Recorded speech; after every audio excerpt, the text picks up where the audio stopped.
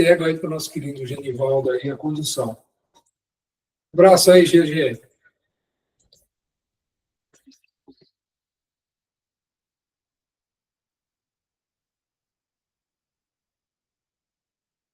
Você está com o microfone fechado, Genivaldo. Oi.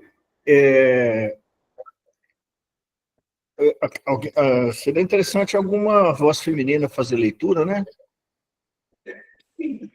Vamos lá. Pode ver? Pode. E os presentes passaram a comentar a posição de Listra, bem como os costumes interessantes da sua gente simples. Onesíforo tinha lá uma irmã viúva, por nome Lloyd. Daria uma carta de recomendação aos missionários. Seriam hóspedes de sua irmã durante o tempo que precisassem. Os dois pregoeiros do Evangelho rejubilaram-se. Principalmente Barnabé não cabia em si de contentamento, afastando a ideia triste de ficarem completamente isolados. No dia seguinte, sob comovidos a deuses, os missionários tomavam a estrada que os conduziria ao novo campo de lutas. Após viagem penosíssima, chegaram à pequena cidade em um crepúsculo pardacento. Estavam exaustos. A irmã de Onesíforo, no entanto, foi pródiga em gentilezas. Velha viúva de um grego abastado, Lloyd morava em companhia de sua filha Eunice, igualmente viúva, e de seu neto Timóteo, cuja inteligência e generosos sentimentos de menino constituíam o maior encanto das duas senhoras. Os mensageiros da Boa Nova foram recebidos nesse lar com inequívocas provas de simpatia. O inexcedível carinho dessa família foi um bálsamo confortador para ambos. Conforme seu hábito, Paulo referiu-se na primeira oportunidade ao desejo imenso de trabalhar durante o tempo de sua permanência em Listra, de modo a não se tornar passível de maledicência ou crítica. Mas a dona da casa opôs-se terminantemente. Seriam seus hóspedes. Bastava a recomendação de Onesíforo para que ficassem tranquilos. Além disso, explicava, Listra era uma cidade muito pobre, possuía apenas 2 tendas humildes, onde nunca se faziam tapetes. Paulo estava muito sensibilizado com o acolhimento carinhoso. Na mesma noite da chegada, observou a ternura com que Timóteo, tendo pouco mais de 13 anos, tomava os pergaminhos da lei de Moisés e os escritos sagrados dos profetas. Quer falar, Genivaldo? Oi. Genivaldo. Oi. Nesse tempo, é muito comum, geralmente, alguma família, né, de cristãos fazer esse acolhimento, né? Que principalmente em cidades pequenas, assim, não tinha hospedaria, não tinha como, né? E depois de um dia inteiro de caminhada, né, ou eles dormiam no relento, né, conforme a gente viu antes, ou às vezes eles eram abrigados em casas de amigos ou em casas de cristãos, né? O Timóteo, que a gente está encontrando aqui, vai ser outro personagem dos evangelhos, né, que foi um dos aprendizes do Paulo, né? É isso, Antônio? Correto, né? Isso mesmo. Aí ele se levantou. É o jovem, né, amado por Paulo, né, que Paulo se dedicou A gente tanto. já está vendo aí surgir, né, uma nova geração de pensadores, de estudiosos aí, e todos eles, né, vêm da escola grega, né, que vai fazer aí nesse começo do ano 100, 200, 300 aí do cristianismo, que vão fazer, serão os copistas, né? Por isso que a igreja romana foi fortemente influenciada pelo pensamento grego no começo, né? Acho que a Alessia levantou a mão. Ele se levantou a mão. Pois não, Alessia. Não, não liguei. Falei, mas não liguei. Está sendo gravado, Antônio? Está tudo sendo gravado. Ah, beleza.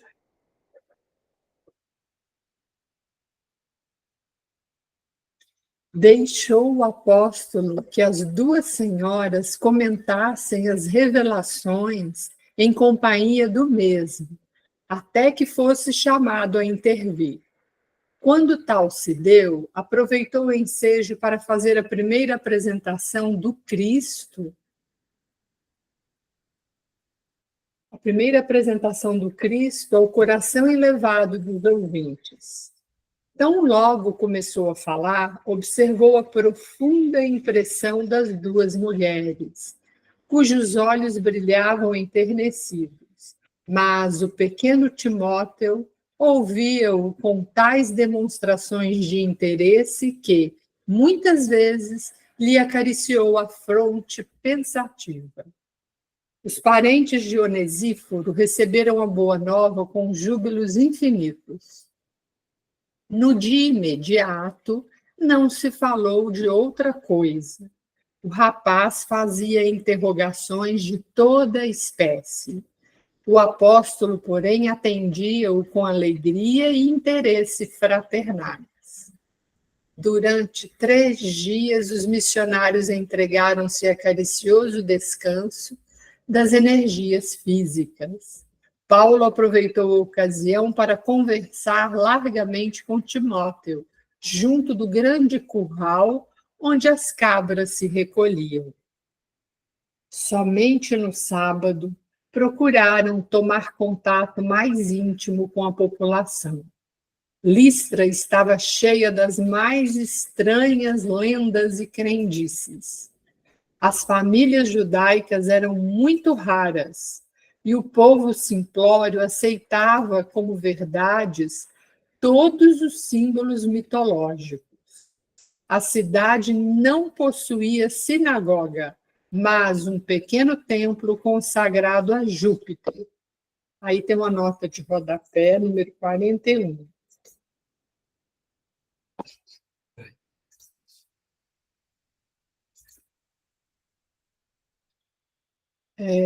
Notas do editor. Rei dos deuses, soberano do Monte Olimpo e Deus do céu e do trovão.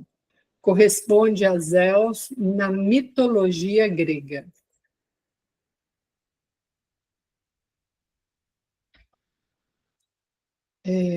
Um pequeno templo consagrado a Júpiter, que os camponeses aceitavam como pai absoluto dos deuses do Olimpo. Havia um culto organizado. As reuniões efetuavam-se periodicamente, os sacrifícios eram numerosos. Em uma praça nua, movimentava-se o mercado parco pela manhã.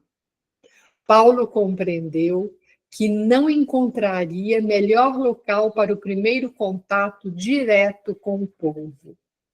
De cima de uma tribuna improvisada de pedras superpostas, começou a pregação em voz forte e comovedora.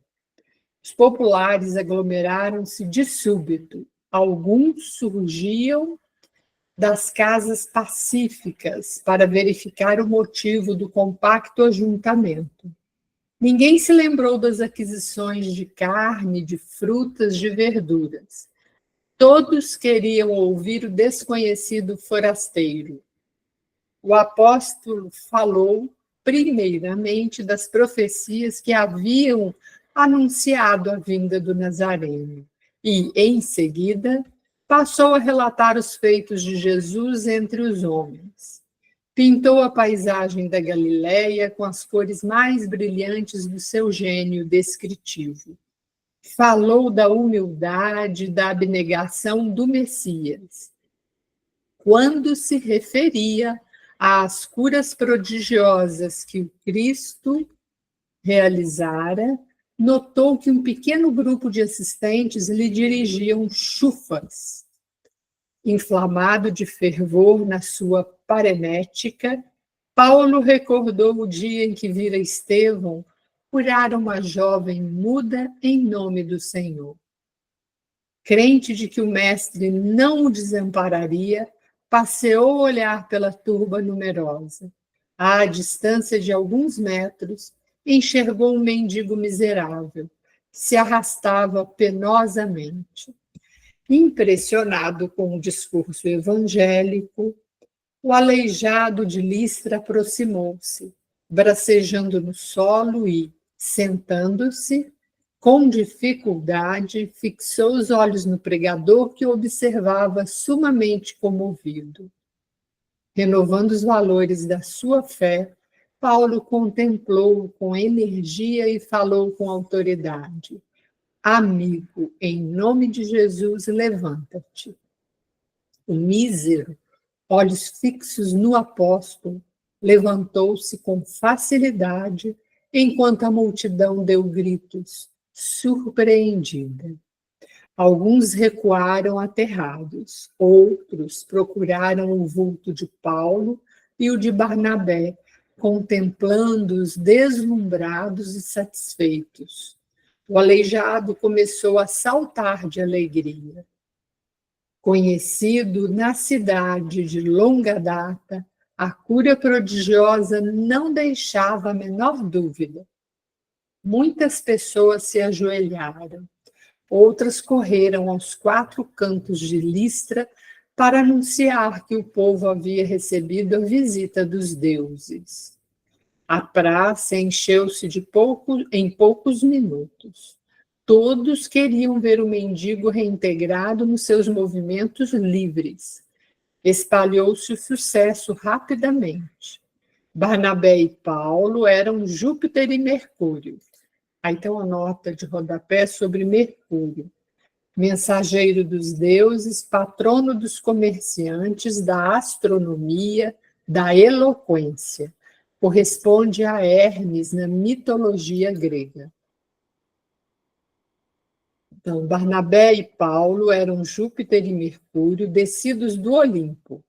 Os apóstolos, jubilosos com a dádiva de Jesus, mas profundamente surpreendidos com a atitude dos licaônios, perceberam logo um mal-entendido. Em meio do respeito geral, Paulo subiu de novo à tribuna improvisada, explicando que ele e o companheiro eram simples criaturas mortais, realçando a misericórdia do Cristo, que se dignara ratificar a promessa do Evangelho naquele minuto inesquecível.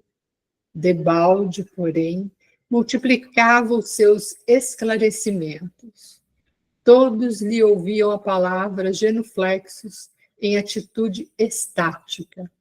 Foi aí que um velho sacerdote, paramentado segundo os hábitos da época, surgiu inesperadamente, conduzindo 2 bois engrinaldados de flores, com ademanes e mesuras solenes. Em voz alta, o ministro de Júpiter convida o povo ao cerimonial do sacrifício aos deuses vivos. Paulo percebe o movimento popular e, descendo ao centro da praça, grita com toda a força dos pulmões, abrindo a túnica na altura do peito. Não cometais sacrilégios, não somos deuses. Vede, somos simples criaturas de carne. Seguido de perto por Barnabé, arrebata das mãos do velho sacerdote a delicada trança de couro que prendia os animais, soltando os 2 touros pacíficos que se puseram a devorar as verdes coroas. O ministro de Júpiter quis protestar, calando-se em seguida, muito desapontado. E entre os mais extravagantes comentários, os missionários bateram em retirada, ansiosos por um local de oração no qual pudessem elevar a Jesus seus votos de alegria e reconhecimento. Grande triunfo, disse Barnabé, quase orgulhoso. As dádivas do Cristo foram numerosas. O Senhor lembra-se de nós. Paulo ficou pensativo e redarguiu. Quando recebemos muitos favores, precisamos pensar nos muitos testemunhos. Penso que experimentaremos grandes provações. Aliás, não devemos esquecer que a vitória da entrada do Mestre em Jerusalém precedeu os suplícios da cruz. O companheiro, considerando o elevado sentido daquelas afirmações, entrou a meditar em profundo silêncio. Lloyd e a filha estavam radiantes. A cura do aleijado conferia aos mensageiros da Boa Nova singular situação de evidência. Paulo valeu-se da oportunidade para fundar o primeiro núcleo do cristianismo na pequena cidade. Ele se levantou a mão.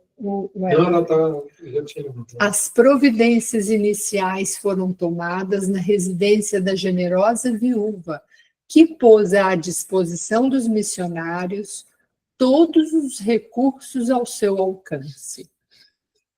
Tal como em Neapafos, estabeleceram em um casebre muito humilde a sede das atividades de informações e de auxílio.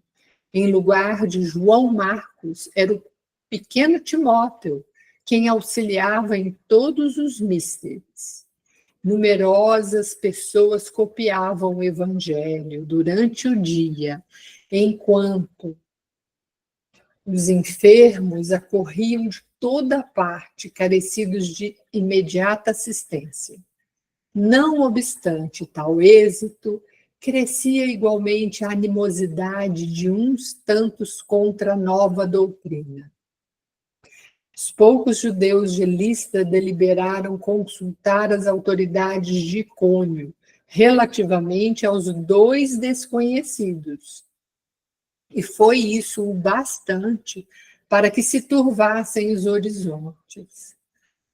Os comissionários regressaram com um acervo de notícias ingratas. O caso de Tecla era pintado a cores negras.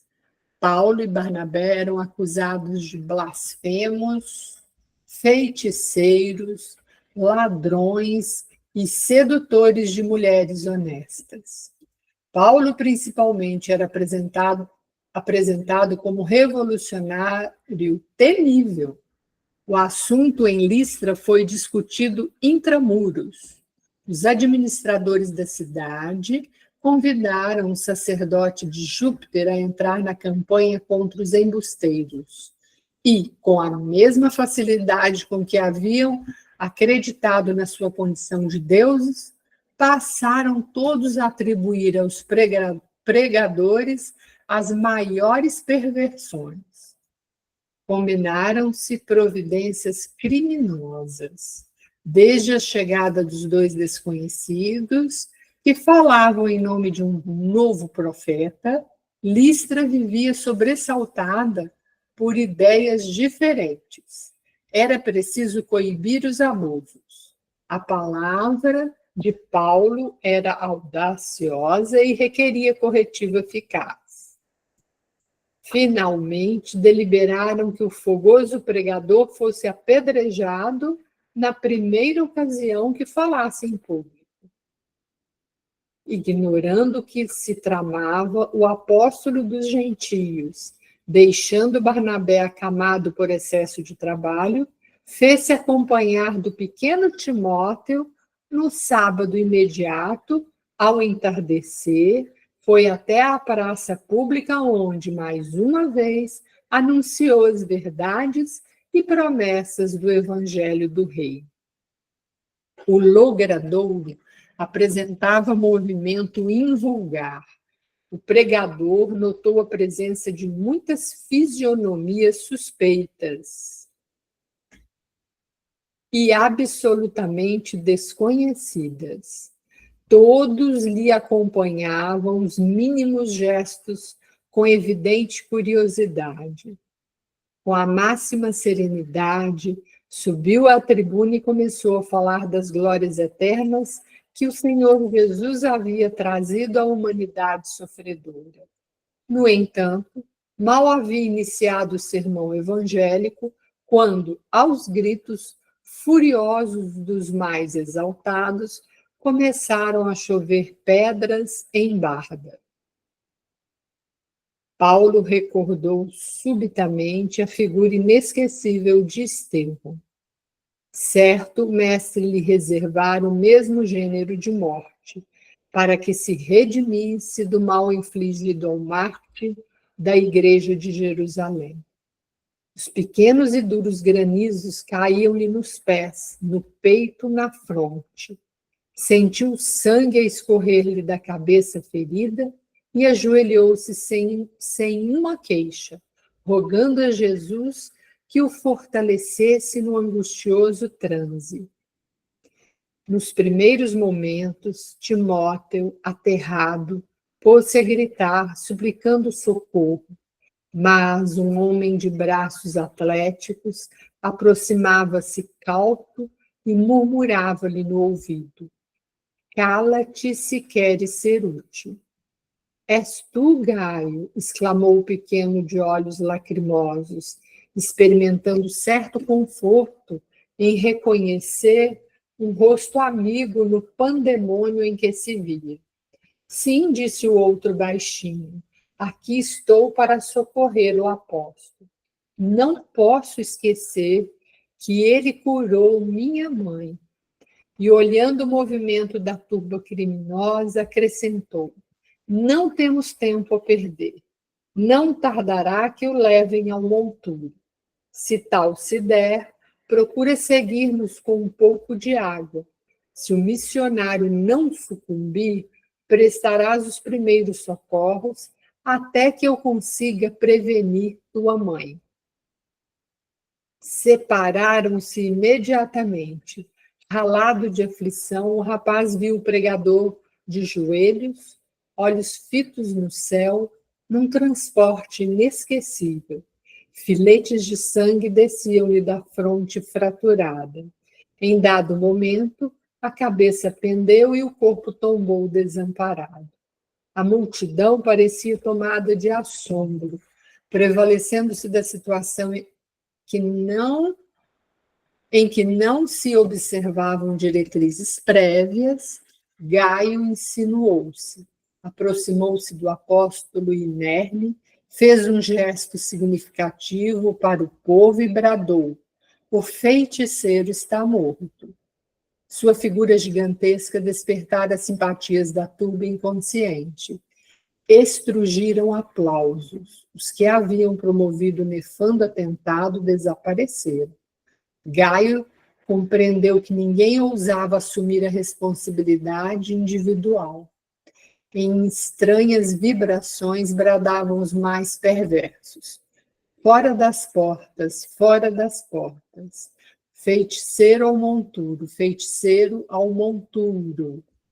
O amigo de Paulo, disfarçando a comiseração com gestos de ironia, falou à multidão satisfeita: "Levarei os despojos do bruxo."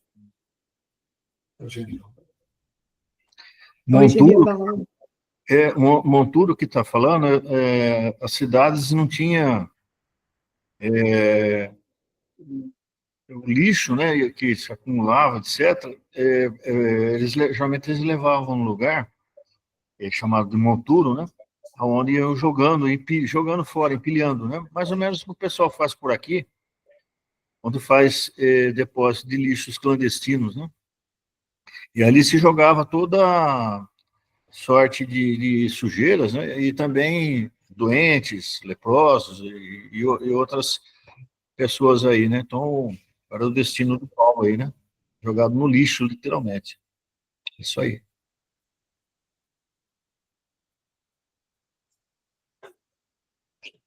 Você roda? Você já leu tudo? Uhum.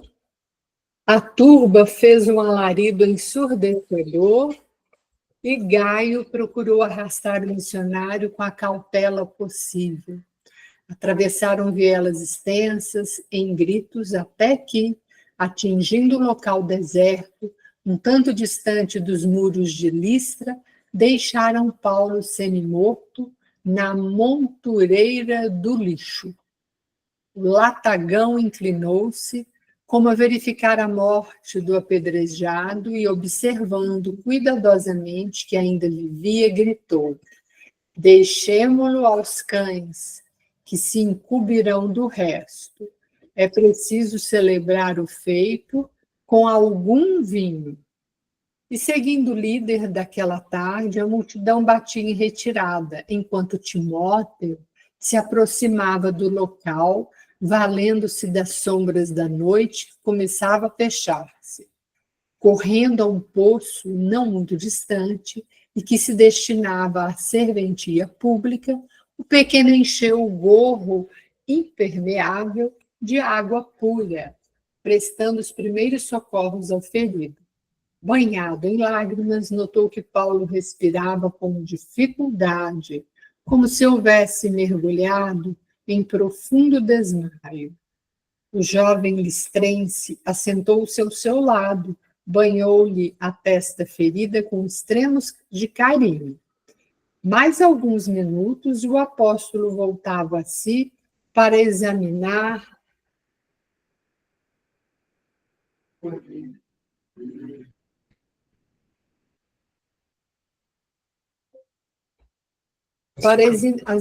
a situação. Timóteo o informou de tudo.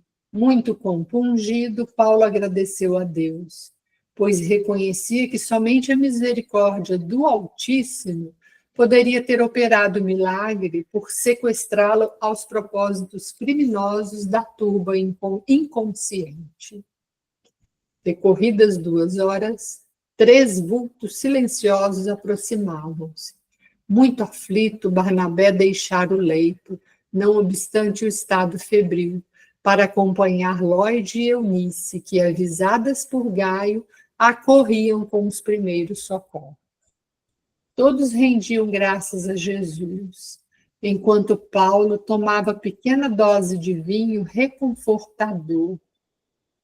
Organização espiritual poderosa, apesar das sevícias físicas. O tecelão de Tarso levantou-se e regressou à casa com os amigos, levemente amparado por Barnabé, que lhe oferecera o braço amigo.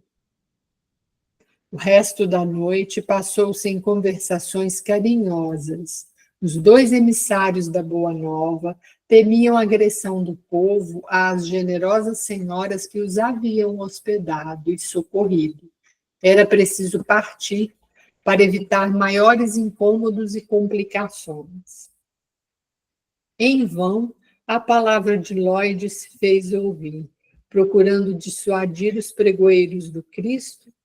Debalde, Timóteo beijou as mãos de Paulo e lhe pediu que não partisse. Receosos de mais tristes consequências, depois de coordenarem as instruções necessárias à igreja nascente, transpuseram as portas da cidade ao amanhecer em direção a Derbe, que ficava algo distante. Depois de penosa caminhada, atingiram um novo setor de trabalho, no qual haveriam de estagiar mais de 1 ano. Embora entregues ao trabalho manual, com que ganhavam o pão da vida, Os dois companheiros precisaram de 6 meses para restabelecer a saúde comprometida. Como tecelão e oleiro anônimos, Paulo e Barnabé deixaram-se ficar em Derbe longo tempo, sem despertar a curiosidade pública. Só depois de refeitos dos abalos sofridos, recomeçaram a boa nova do reino de Jesus. Visitando os arredores, provocaram grande interesse da gente simples pelo evangelho da redenção. Pequenas comunidades cristãs foram fundadas em ambientes de muitas alegrias. Após muito tempo de labor, resolveram regressar ao núcleo original do seu esforço.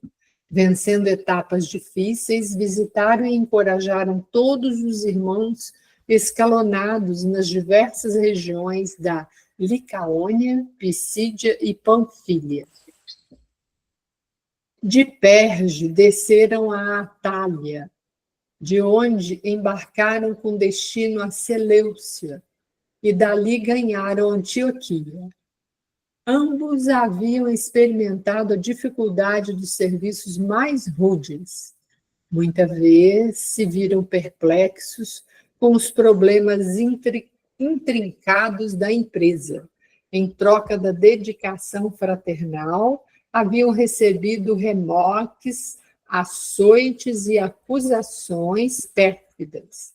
Contudo, não obstante o abatimento físico e os gilvazes, irradiavam ondas invisíveis de intenso júbilo espiritual.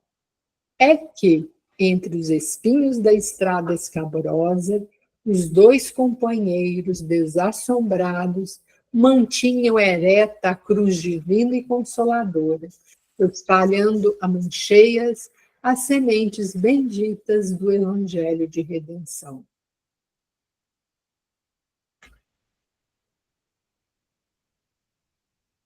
Aí terminou. Quer fazer algum comentário, Genival?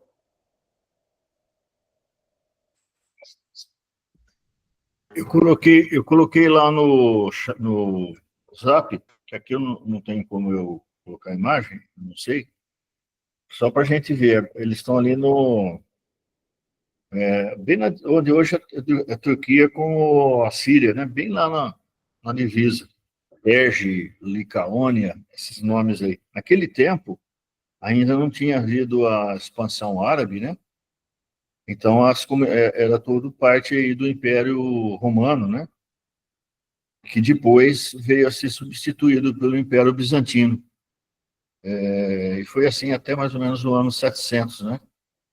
Quando então aí tem a expansão islamita, né? Eu vou colocar a imagem. Só um minutinho, viu, Genival? Só um segundo. Só um segundo.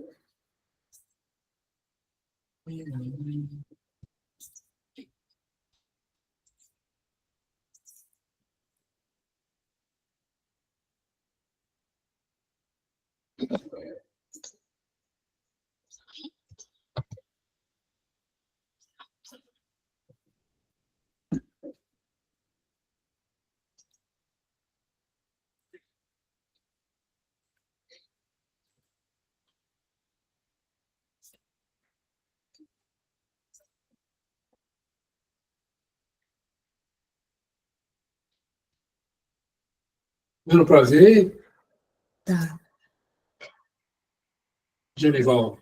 Está com o microfone fechado. Essa é a primeira viagem, né? O primeiro périplo de Paulo, né?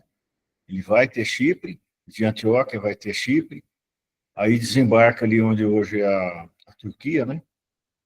Faz essa região onde tem esse traço em azul e vai até Listra, aqui, né? Onde a gente acabou de ler aqui, Icônia, Perge, todo aqui, ó. E ele é de Tarso, né? Que é essa cidade aqui. Então, ele está em casa, vamos falar assim, né? Nessa época, o cristianismo tinha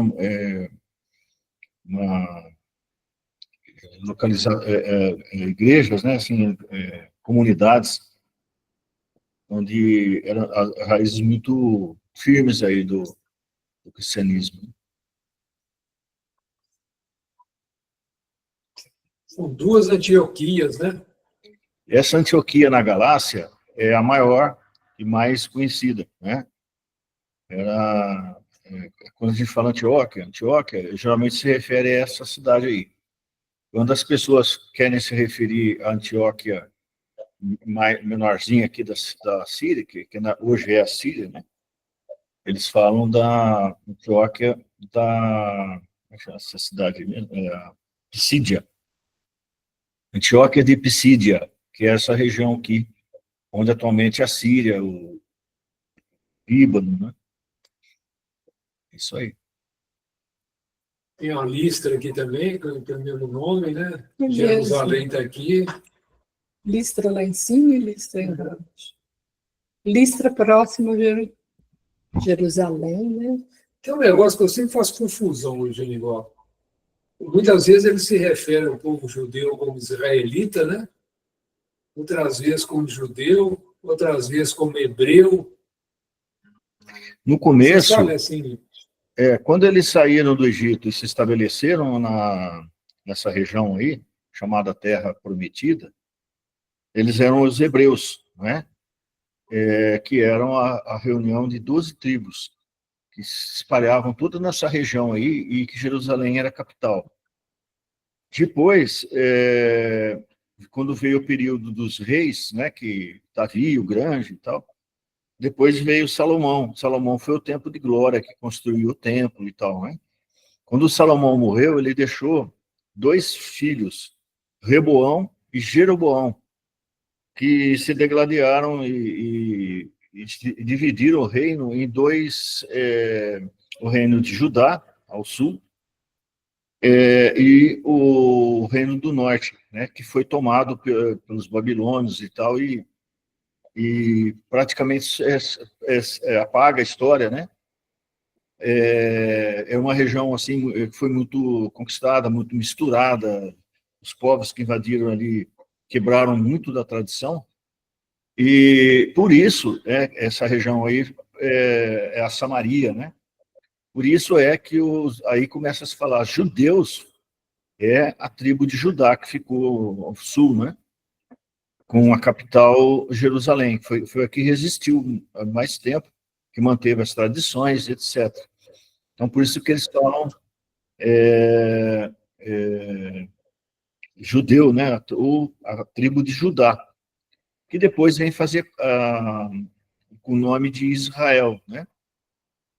Que eles assumem mais modernamente essa designação.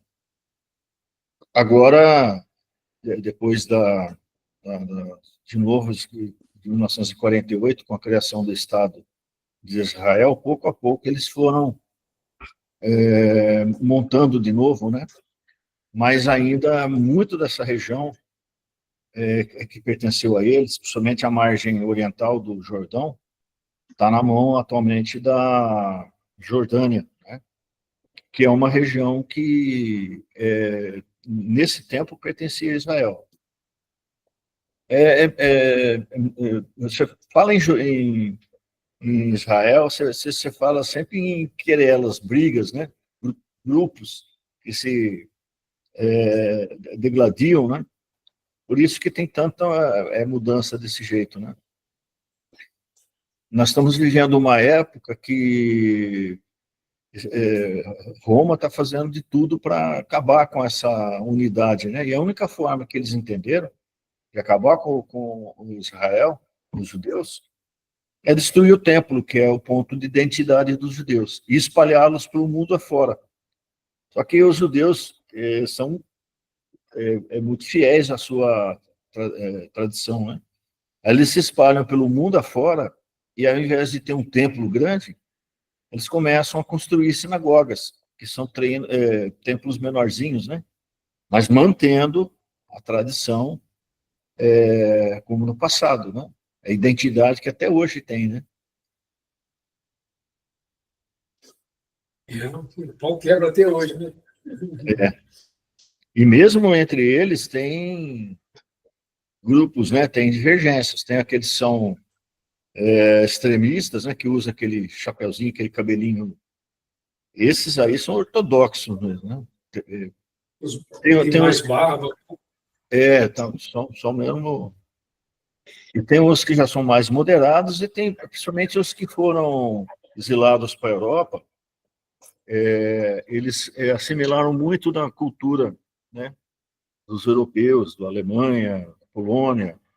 Então, eles são geralmente mais, mais diplomatas, mais fáceis e geralmente eles acabam ocupando os cargos aí de políticos, né?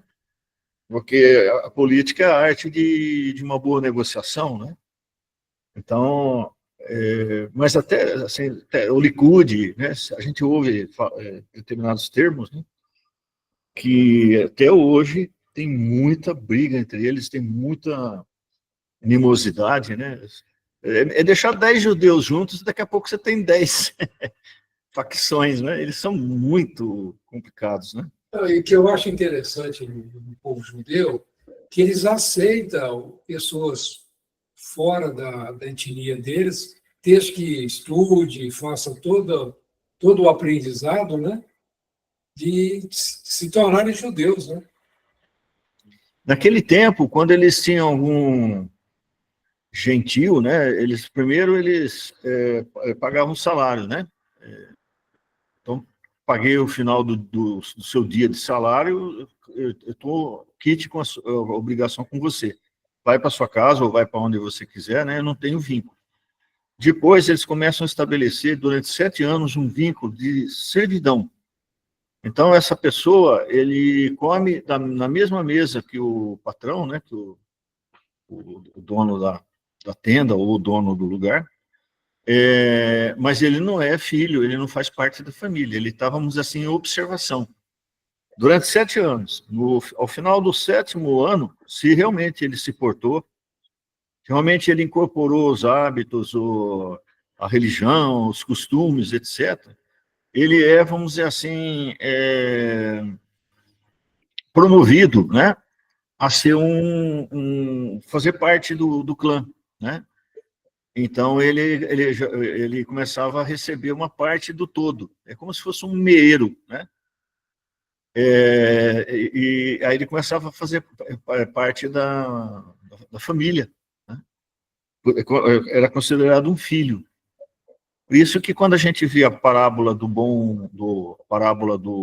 filho pródigo, quando ele faz o caminho de volta, ele fala: eu quero que meu pai me aceite como o empregado mais baixo que ele tiver, né? É como ser aceito como servo já era uma honra, né? No entanto, o pai recebe ele como filho, né? Significa que ele não considerou o filho dele em queda, né? Mas sim aquele que retomou o caminho, né? É interessante. Então, assim, pelo que eu entendi, por exemplo, os hebreus, enquanto o povo caminhava no deserto ou estava escravo no Egito, eram os hebreus, eles não estavam Eram os ali. hebreus. À Isso, medida que eles chegam, eles assumem parte. São isso. judeus, Aí né? eles se estabelecem, né? E Moisés, ele não teve o privilégio de entrar na Terra Santa, né? Ele foi deixado no monte, aonde ele caiu em desgraças com Javé, né? Ele era um gênio muito forte, né? Então ele teve a missão de levar até o monte, né? Que fica na entrada próximo da Samaria mesmo ali, né? E ali ele foi deixado para morrer, né? E o povo continuou entrando na Terra Prometida. E aí Josué, ele divide a terra que eles conquistaram entre os representantes das 12 tribos. Então fazia parte, vamos dizer, essas 12 tribos faziam parte de uma nação que era os hebreus, né? Que era a Judéia, né? Depois aí, conforme eu falei, né?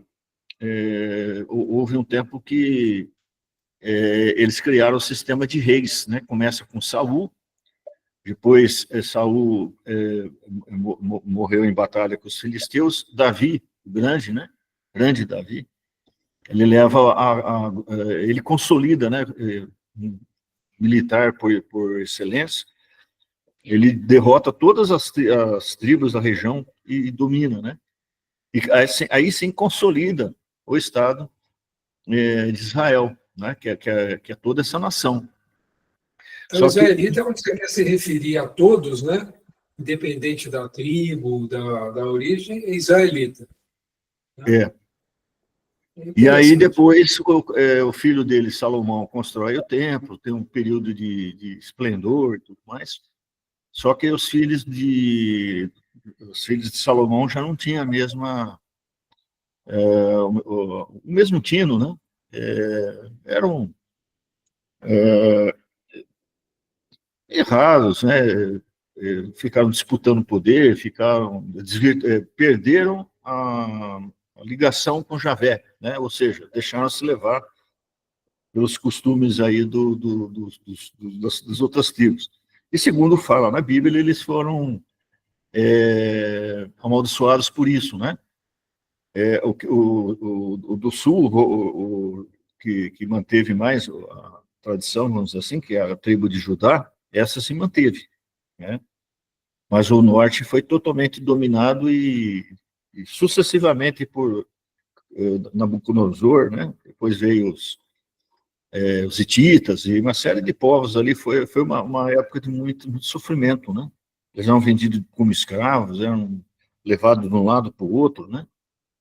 E então é por isso assim que o norte, né? Eles não olhavam com bons olhos, né? Eles achavam assim que era muito misturado, que tinham perdido a essência, estavam em desgraça. É uma loucura isso. E um pouco é agora até hoje, Dio Santo.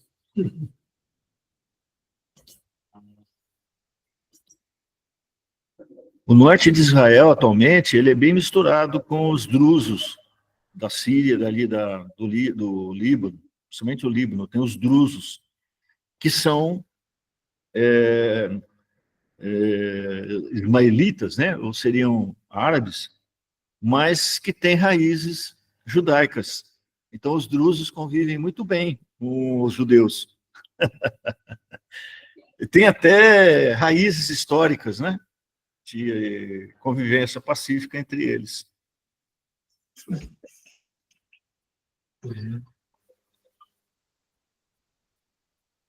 Bom, vamos voltar para hoje, senão eu fico... Você vai no hoje. Mas deu para entender bem, diferenciar bem, né, essas nomenclaturas, né, facilita para a gente. E às vezes a gente vê, os israelitas, os hebreus, os judeus, e tem uma certa diferenciação, né? Muito bom.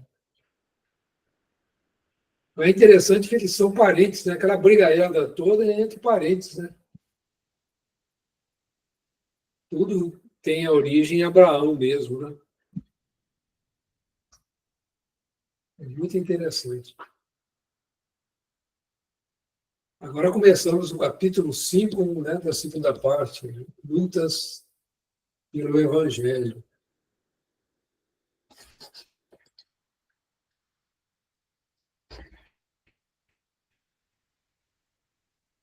O regresso de Paulo e Barnabé foi assinalado em Antioquia com imenso regozijo. A comunidade fraternal admirou, profundamente comovida, o feito dos irmãos que haviam levado a regiões tão pobres e distantes as sementes divinas da verdade e do amor. Por muitas noites consecutivas, os recém-chegados apresentaram um relatório verbal de suas atividades, sem omitir um detalhe. A igreja antioquiense vibrou de alegria e rendeu graças ao céu. Os 2 dedicados missionários haviam voltado em uma fase de grandes dificuldades para a instituição. Ambos perceberam-nas contristados. As contendas de Jerusalém estendiam-se a toda a comunidade de Antioquia. As lutas da circuncisão estavam acesas. Os próprios chefes mais eminentes estavam divididos pelas afirmativas dogmáticas. Tão alto grau atingiram os descrimes que as vozes do Espírito Santo não mais se manifestavam. É isso aí, Genival. Eu já ia pedir para pegar. Houve um tempo, no começo do estabelecimento do cristianismo, que alguns, né, religiosos, alguns que estavam começando a espalhar a Boa Nova, entendiam, né, que deviam fazer dentro dos costumes, dentro das tradições do judaísmo. Então, eles queriam manter as tradições. Então, essa questão da circuncisão aí foi uma confusão muito grande, porque para o judeu, tudo bem, eles estavam acostumados, né? Mas se você chegar para um outro povo, um gentil, né, um grego, ou de uma outra comunidade, isso para eles era totalmente estranho, né? E foi graças a Paulo que, no começo das suas cartas, né, ele escreveu muito sobre isso, né? Paulo, ele era, vamos dizer assim, muito democrata, né? De respeitar os costumes de cada lugar, né? Dentro das tradições de cada lugar, mas levando o que interessa, não os ritualismos, os costumes, e sim a essência da Boa Nova, né? Então, foi graças a Paulo que esses conflitos aí foram atenuando, né? E a Boa Nova foi se espalhando aí pelo Mediterrâneo, senão não teria condições, né? Ficaria circunscrito aí a região aí de Israel, né? A região aí da Judéia, né? E aqui fala, o Espírito Santo não mais se comunicava, né? Para nós pode parecer estranho, mas o Espírito Santo, né, ele significa toda a espiritualidade maior, né? A gente poderia falar, então, que a legião dos espíritos no tempo do Kardec, né, o Espírito da Verdade, seria o Espírito Santo, não é? A gente poderia até falar isso, porque era uma legião de espíritos do bem, né, que traziam boas comunicações, que traziam mensagens de ânimo, né? Então, por isso que eles eram chamados de Espírito Santo, porque eles eram as pessoas que recebiam essas mensagens, percebiam que esses espíritos estavam num patamar superior ao que eles estavam acostumados. Então, se está num patamar superior, é santo, né? Então, um Espírito Santo. É isso aí. E a palavra santo, né, Genivaldo, ela tem a conotação de bom. De bom. Quando uma pessoa é santa, está relativo que é uma pessoa bondosa, né? Santificado. Santificado, que está todas as virtudes, né? Ensinadas e vividas pelo Cristo, né? É muito interessante. Não é a conotação que tem a igreja da Trindade, né? Então, Mas, essa conotação, né, que a gente conhece, é uma forma que eles tentaram criar de tirar os espíritos de circulação. Então, vamos fechar os espíritos, as almas, os espíritos, no inferno, no purgatório, no céu e no inferno. O purgatório foi uma invenção, né, que a gente vai estudar depois, foi uma invenção aí na Idade Média, aí no ano 1200, 1300, né? Então, nesse tempo, eles fechavam as almas ou no céu ou no inferno e não se admitiam que elas se comunicassem, né? Então, criaram essa história aí de uma parte, né, da Trindade, que seria o Espírito Santo. Só ele que dá a comunicação, só Deus que dá a comunicação. O Pai, o Filho e o Espírito Santo. Isso sempre gerou muita polêmica, né? E dificuldade de entendimento, né? Porque muitos chamam Maria mãe de Deus, né? Você vê a confusão que vai dando. Isso foi uma imposição de Constantino, né, no ano 323. Isso. Ele era adorador de uma seita aí que teve surgimento aí onde atualmente é a Pérsia, né, a Síria, o Irã. E era uma religião que adorava a Trindade, ou uma força trina, né? Aí eles fizeram uma adaptação aí, trouxeram isso para o cristianismo. E é interessante que o Espiritismo vem esclarecer essa trindade com os 3 elementos, né, do universo: Deus, matéria e espírito. Isso no início do Livro dos Espíritos, esse conceito é muito bem trabalhado para que a gente possa compreender, né? Que são os três elementos, né, do universo, da criação. É muito interessante a gente estudando, né, a história, como as coisas surgiram, para a gente poder ter a compreensão, né, que hoje o Espiritismo traz para a gente. Muito bom. Acho que já está faltando 2 minutinhos, né, Genivaldo? Você faz o encerramento? Marca direitinho onde parou, então, aí. Nós vamos agradecer. Manaim. Pode parar aqui em cima, Cláudio, que aí Melhor. te retoma, né? Uhum. E é muito interessante que quem fez o relato, né, assim, quando a gente pega no Novo Testamento, Lucas, né, traz os Atos dos Apóstolos. Tudo isso que nós estamos estudando tem muita dessas informações do Atos dos Apóstolos, e o livro Paulo Estevam vem complementar as lacunas, né, que ficaram em aberto nesse relato do Atos dos Apóstolos, feito por Lucas, né, pelo médico, né? Muito interessante. Ô, Genivaldo.